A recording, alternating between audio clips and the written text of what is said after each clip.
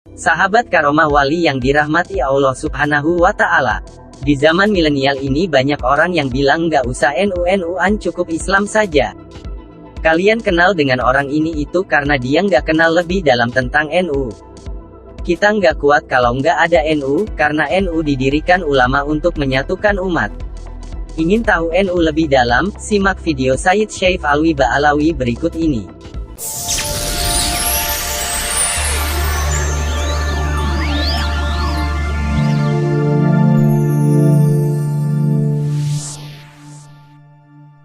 Nggak usah NU-NU-an, yang penting Islam katanya. Kita tidak akan kuat jika kita bersikap demikian. Karena yang sudah terjadi, kenapa secara sejarah NU dibentuk? Karena ketika para ulama-ulama yang membentuk NU ini, mereka ketika masih belajar di Makkah.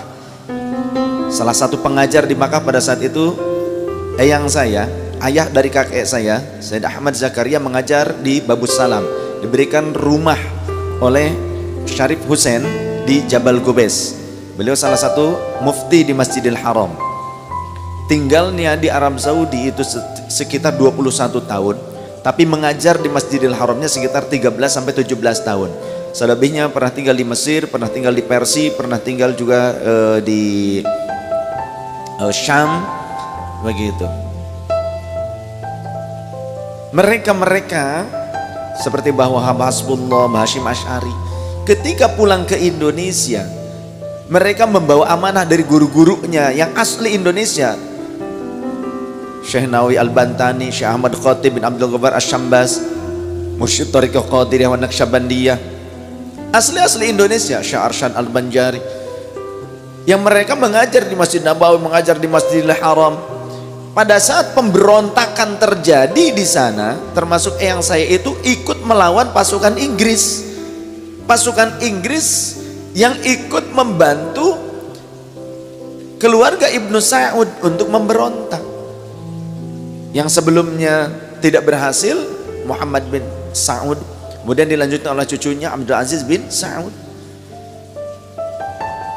Yang saya ikut serta dalam melawan pemberontakan tersebut, perang saat itu, ya. Nah, apa perangnya hanya dengan orang Arab yang Badui itu? Tidak. Ternyata justru berperang dengan tentara Inggris. Kenapa tentara Inggris bisa datang ke Arab, belum jadi Saudi? Karena mereka lah yang menjadi dalang dari pemberontakan yang terjadi. Yang kemudian kita ketahui saat ini juga Irak hancur, kemudian Mesir juga porak-poranda, Syam juga porak-poranda, Libya hancur. Yang bertarung siapa? Orang setempat, sesama muslim, tapi di belakangnya yang nyokong senjata ternyata orang-orang asing, orang-orang luar yang mereka membenci Islam dan ingin mengambil kekayaan alam negara-negara Islam. Bagaimana caranya? Mereka berupaya untuk menguasai kekuasaan pemerintahnya dengan menjadikan pemberontak sebagai boneka. Pemberontak sebagai boneka. Maka jangan sampai itu terjadi di Indonesia, karena itu pun diupayakan untuk terjadi di Indonesia. Maka para ulama-ulama tersebut, santri-santri yang ada di Mekah, di Madinah, pulang ke Indonesia membuat satu jam'iyah yang besar untuk menguatkan Ahlus Sunnah wal Jamaah. Karena di sana sudah direbut, Syarif Husainnya jatuh, tumbang, kemudian dibuang ke Yordania, jadi negara Yordania. Dulu belum jadi negara dulu, ya. Termasuk yang saya juga pulang ke Indonesia, banyak para ulama yang dari Indonesia yang terbunuh di sana. Kemudian ada juga yang melarikan diri, ada yang ke Afrika, ada yang ke Yaman.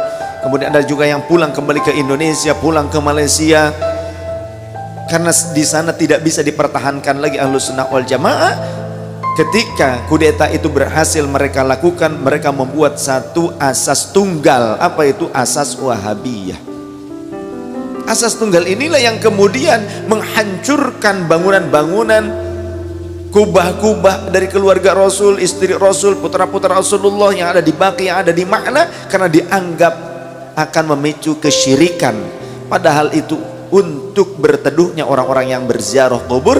Yang ziarah kubur itu merupakan sunnah Rasul. Dulu masih bisa lama-lama kita ziarah kubur di sana, tapi sekarang ziarah kubur tidak bisa lama.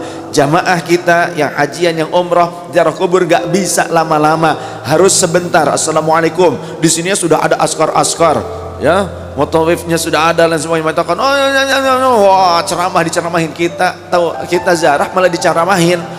Syirik, lawas, hati-hati dengan kesyirikan, ini lain sebagainya. Nah sekarang begitu. Kalau kita sedikit saja doa begini, haji haram, haji syirik, begitu.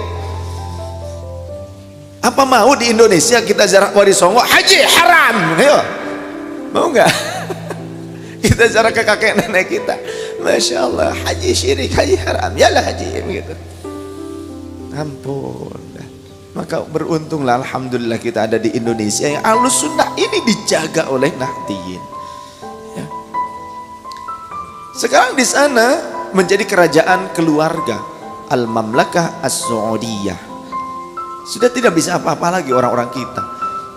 Ketika ada kabar habaib dari Indonesia diakui dan diagungkan di Arab Saudi oleh pemerintah Arab Saudi, itu kabar bohong. Karena apa? Orang yang asli kelahiran Saudi, ulama Saudi, habaib yang asli Saudi sendiri, Sayyid Muhammad bin Alwi Al-Maliki Abuya, beliau itu mengajar di Masjidil Haram, beliau itu menjadi wakil rektornya Universitas Ummul Qura. Bagaimana kehidupan beliau di sana? Ditekan dakwahnya, kebiasaan-kebiasaan maulidan didatangi oleh pemerintah, oleh petugas, harus diberhentikan. Seperti itu.